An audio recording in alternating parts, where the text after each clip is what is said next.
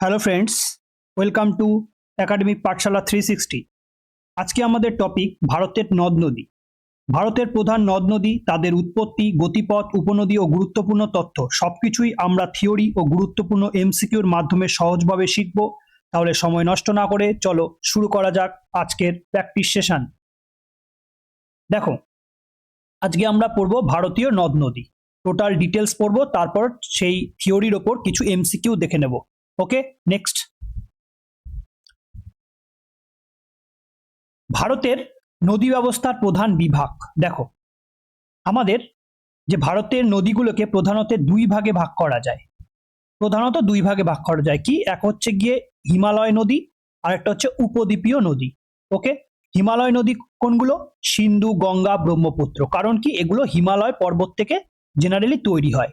ওকে, ওখান থেকে এদের উৎপত্তি হয়েছে, সিন্ধু, গঙ্গা, ব্রহ্মপুত্র। আর উপদ্বীপীয় নদী কোনগুলো? উপদ্বীপীয় নদী মানে হচ্ছে মহানদী, গোদাবরী, কৃষ্ণা, কাবেরী, নর্মদা ও তাপ্তি প্রভৃতি। এগুলো উপদ্বীপীয় নদী। উপদ্বীপীয় নদী মানে কি? যেগুলো ধরো তোমাদের মূলত মানে এখানে দাক্ষিণাত্য মালভূমি এবং তার আশেপাশে যে কঠিন পাথর স্তম্ভ, সেখান থেকে মেনলি উৎপন্ন হয় এবং তারপর সেগুলো বয়ে চলে। ওকে, সেগুলোকে আমরা উপদ্বীপীয় নদী বলবো। তাহলে হিমালয় নদী আর উপদ্বীপীয় নদী, এগুলো কিন্তু মনে রাখবে। ওকে, এখান থেকে এমসিকিউ দিয়ে দিতে পারে। নেক্সট দেখো, হিমালয় নদীর বৈশিষ্ট্য। তাহলে হিমালয় থেকে সেই নদীগুলো, যেটা সিন্ধু, গঙ্গা, ব্রহ্মপুত্র, যে নদীগুলো তৈরি হয়েছে, সেই নদীগুলোর বৈশিষ্ট্য কি?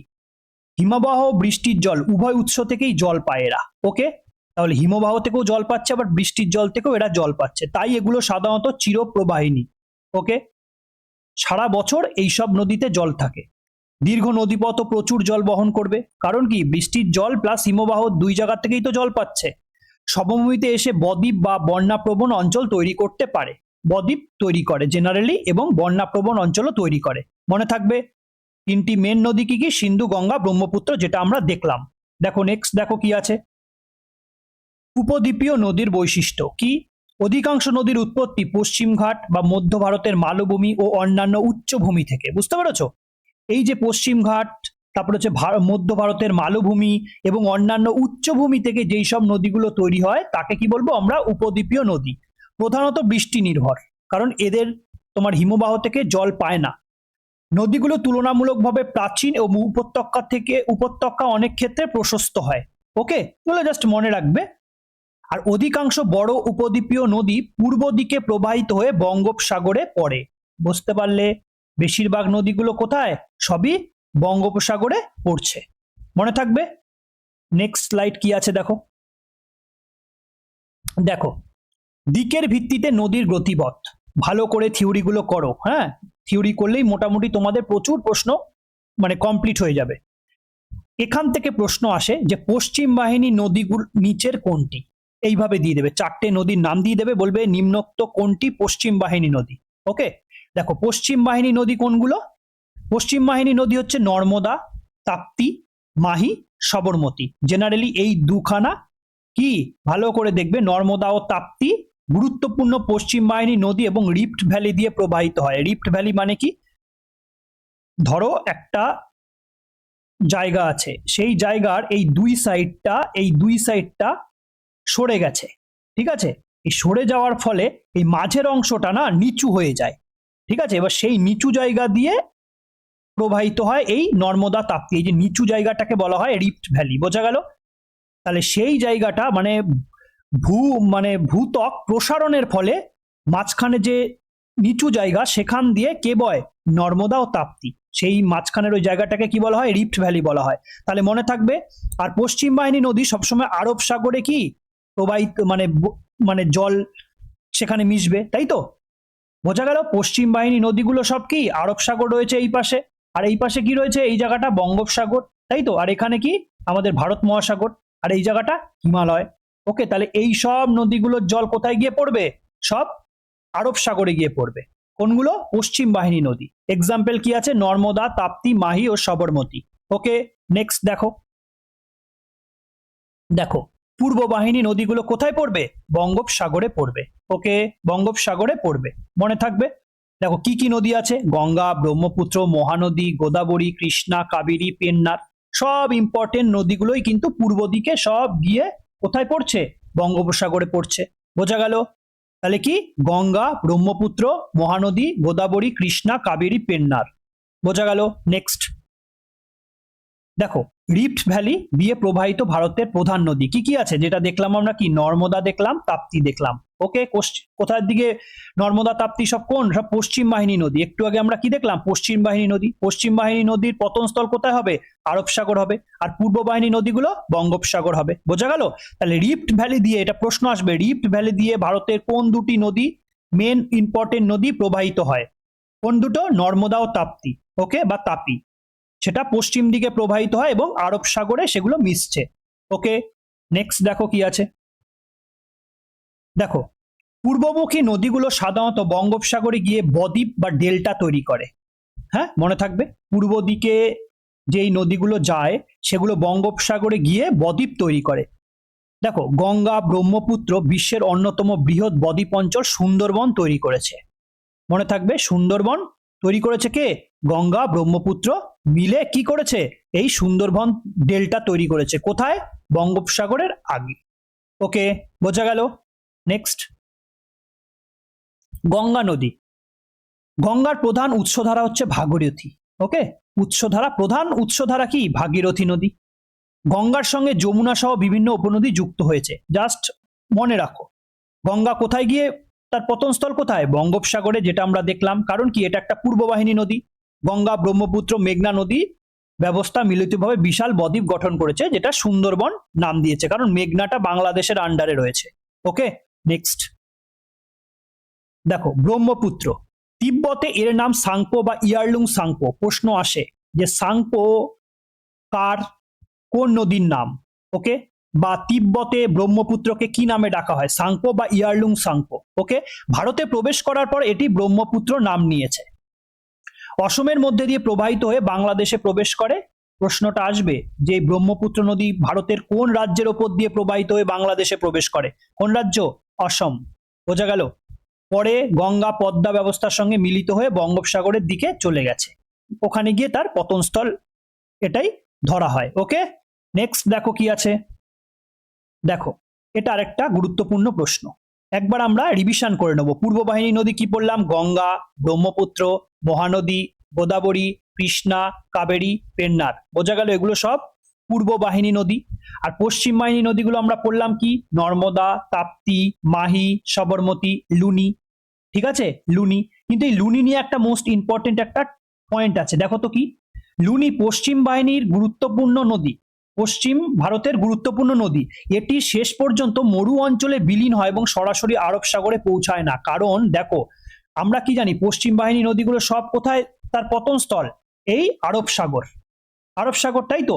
কিন্তু এই লুনি নদী না, এই পশ্চিম বাহিনী যেতে যেতে যেতে যেতে মাঝখানেই কি বিলীন হয়ে যায়, মানে এখানে তোমার মরুভূমি চলে আসছে, এই মরুভূমিতে গিয়ে সে শেষ হয়ে যায়, মানে সেই আরব সাগর পর্যন্ত যেতে পারছে না। তাহলে লুনিটা কিন্তু পশ্চিম বাহিনী নদী, কিন্তু সে আরব সাগরে জল তার ঢালছে না। বুঝতে পারলে? বা পতনস্থল তার আরব সাগর নয়, কারণ তার আগেই সে শেষ হয়ে যাচ্ছে বা মিলিয়ে যাচ্ছে। বোঝা গেল?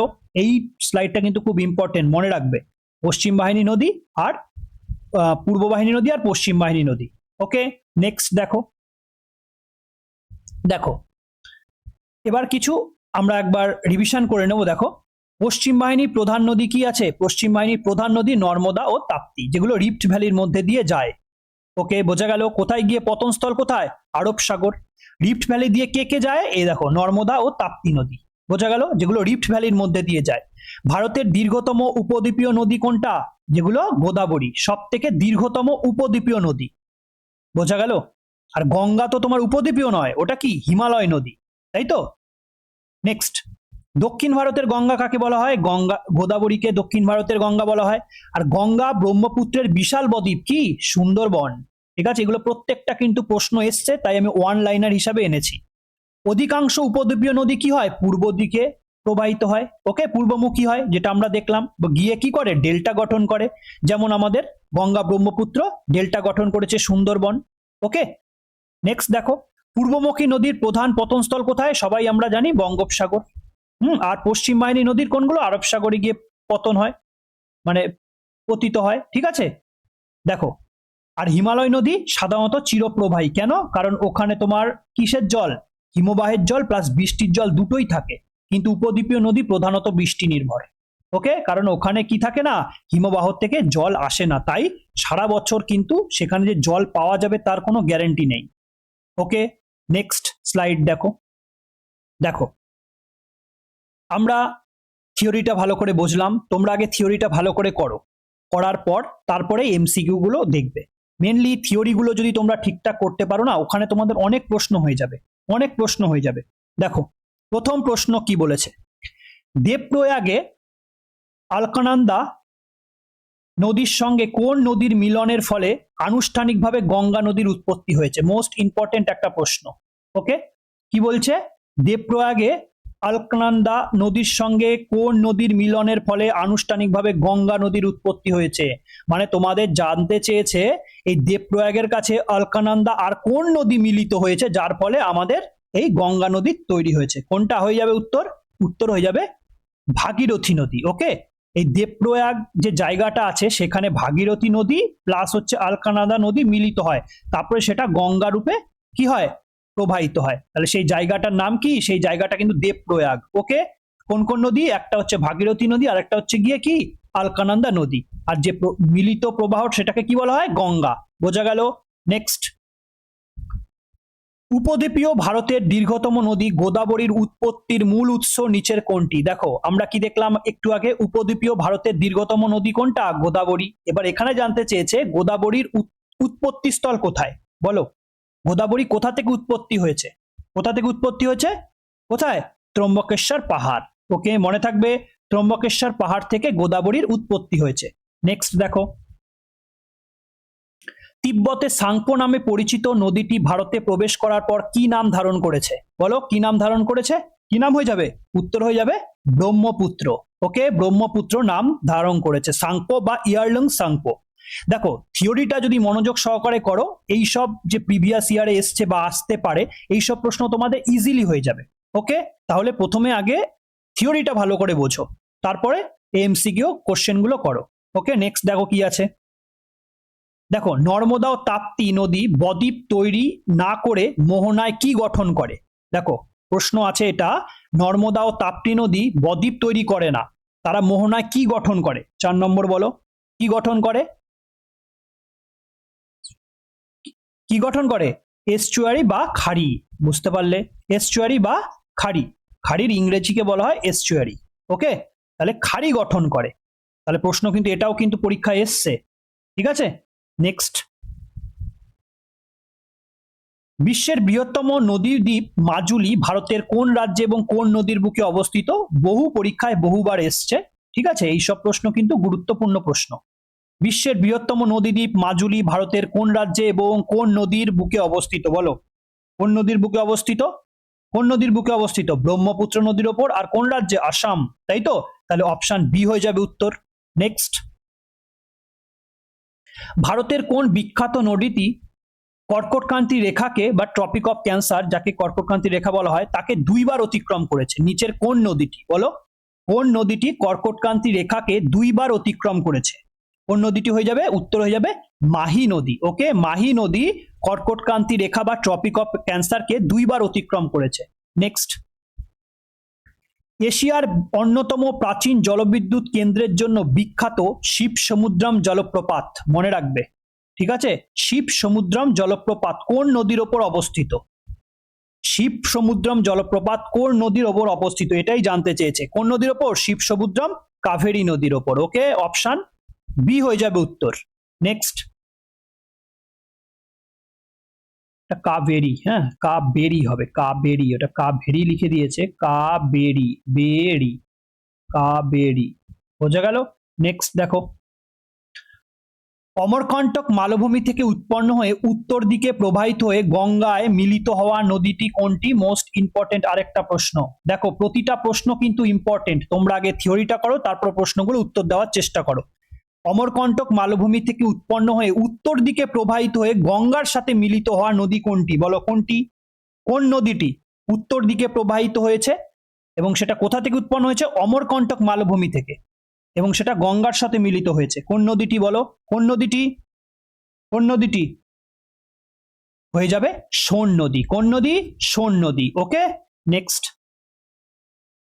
বিন্ধ্য এবং সাতপুরা পর্বতের মধ্যবর্তী গ্রস্ত উপত্যকা বা রিফট ভ্যালি, ওকে, দিয়ে প্রবাহিত প্রধান পশ্চিম বাহিনী নদী কোনটি? দেখো, থিওরি যদি তোমরা পড়ে আসো না, এইসব প্রশ্ন একদম ইজিলি হয়ে যাবে, তখন তোমাদের সব প্রশ্ন কমন চলে আসবে। বলো, বিন্ধ্য ও সাতপুরা পর্বতের মধ্যবর্তী গ্রস্ত উপত্যকা বা রিফট ভ্যালি। একটু আগে দেখলাম রিফট ভ্যালি কাকে বলা হয়?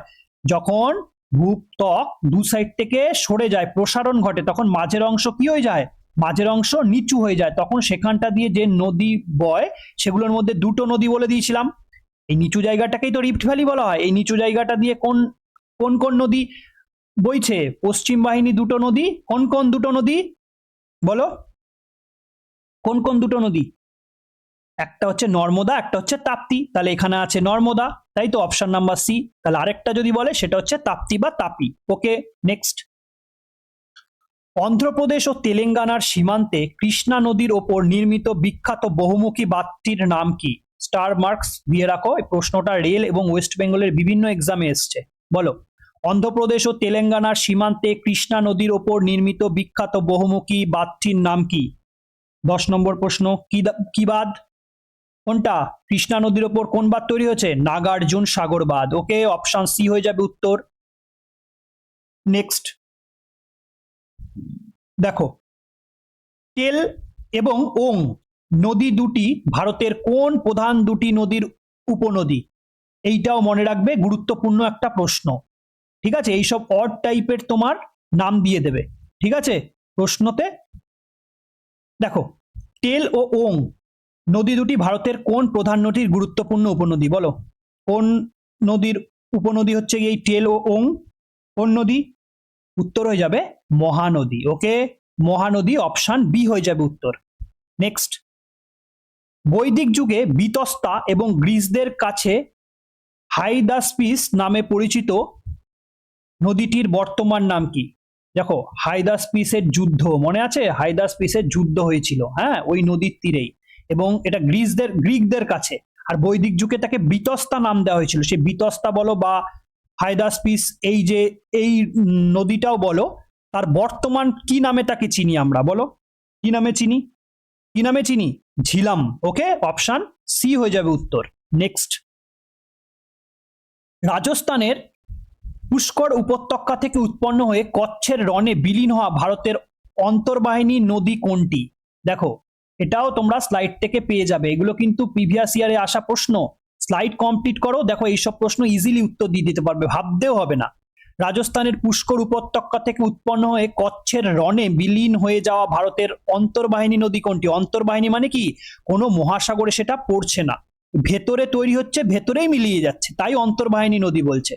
কোন নদী? সেই নদীটা কিন্তু আবার কি? পশ্চিম বাহিনী নদী, তাই তো, যেটা কি বিলীন হয়ে যাচ্ছে মাঝখানে, আরব সাগরে গিয়ে পড়ছে না। আমরা পড়লাম তো, কোনটা হয়ে যাবে উত্তর বলো? কোনটা হয়ে যাবে? লুনি, তাই তো, লুনি নদী। বোঝা গেল? নেক্সট, ভারতের অন্যতম বৃহত্তম বহুমুখী নদী পরিকল্পনা ভাকরা নাঙ্গাল বাঁধ কোন নদীর ওপর অবস্থিত? স্টার মার্কস দিয়ে রাখো। বলো, ভারতের অন্যতম বৃহত্তম বহুমুখী নদী পরিকল্পনা ভাকরা নাঙ্গাল বাঁধ কোন নদীর ওপর অবস্থিত? কোন নদীর ওপর অবস্থিত হয়ে যাবে? উত্তর হয়ে যাবে শতদ্রু নদী। ওকে, অপশন এ হয়ে যাবে উত্তর, ভাকরা নাঙ্গাল শতদ্রু নদী। ওকে, নেক্সট, সিকিমের জেমু হিমবাহ থেকে উৎপন্ন উত্তরবঙ্গের কোন নদীকে ত্রাসের নদী বলা হয়? ত্রাসের নদী বলা হয়। বলো, সিকিমের জেমু হিমবাহ থেকে উৎপন্ন হয়েছে কিন্তু, ঠিক আছে, উত্তরবঙ্গের কোন নদীকে ত্রাসের নদী বলা হয়?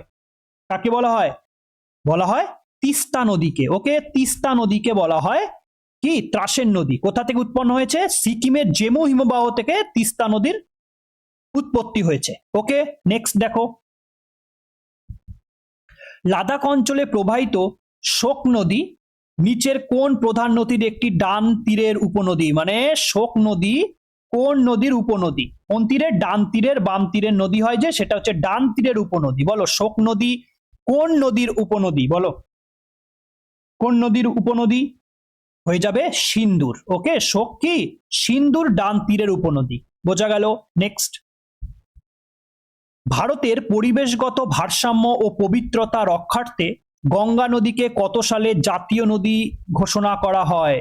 বলো, জাতীয় নদী ঘোষণা করা হয় কবে আমাদের গঙ্গাকে? কত সালে? কত সালে? 2008 সালে। বোঝা গেল, অপশন বি হয়ে যাবে উত্তর। নেক্সট, 1960 সালে সিন্ধু জল চুক্তি অনুযায়ী ভারত কোন তিনটি নদীর জলের ওপর পূর্ণ অধিকার পায়? বলো, তাহলে সিন্ধু জল চুক্তি কবে হয়েছিল? 1960। 1960 সালে যে সিন্ধু জল চুক্তি হয়েছিল সেখানে ভারত কোন তিনটে নদীর ওপর তাদের পূর্ণ অধিকার পায়? বলো, কোন তিনটে নদী?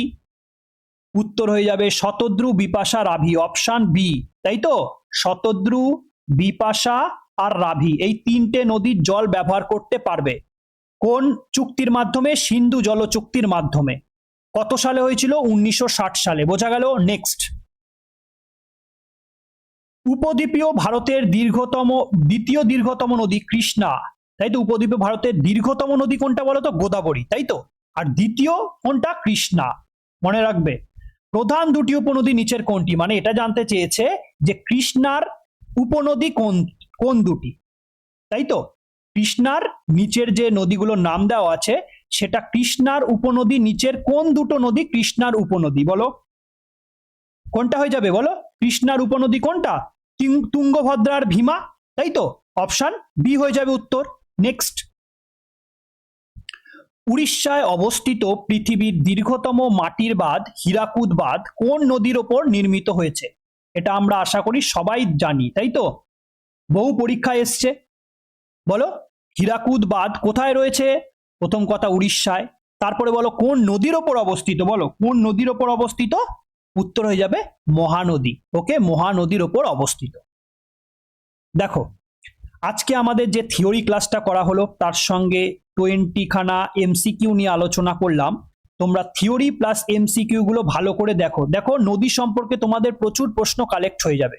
ওকে, মনোযোগ দিয়ে ক্লাসগুলো করো। আপকামিং এক্সাম কিন্তু প্রচুর পরিমাণে আসছে, যেটা ধরো এই যে পিএসসি থেকে ডিক্লেয়ার করেছে কি 18,000 শূন্যপদ খুব শিগগিরই কিন্তু ভ্যাকেন্সি পূরণ হবে। তোমাদের পঞ্চায়েত বলো, পিএসসি ক্লার্কশিপ বলো, সেখানে কিন্তু একটা ভালো ভ্যাকেন্সি আসতে পারে। ওকে, তার জন্য মনোযোগ সহকারে ক্লাসগুলো করো। সেশনগুলো অবশ্যই ভালো লাগলে লাইক করে দিও, বন্ধুদের সঙ্গে শেয়ার করো এবং সাবস্ক্রাইব বোতামটা অলওয়েজ সঙ্গে বেল আইকনটাও চিপে রাখবে। কারণ কেন? আমরা বিভিন্ন ধরনের এইসব প্র্যাকটিস সেট প্রত্যেকদিন আনার চেষ্টা করব। ভালো করে প্র্যাকটিস নিতে শুরু করো, ঠিক আছে? তাহলেই কিন্তু একটা সিট তোমাদের পাক্কা করতে হবে। ওকে, ততক্ষণ ভালো থাকো, সুস্থ থাকো। জয় হিন্দ, জয় ভারত।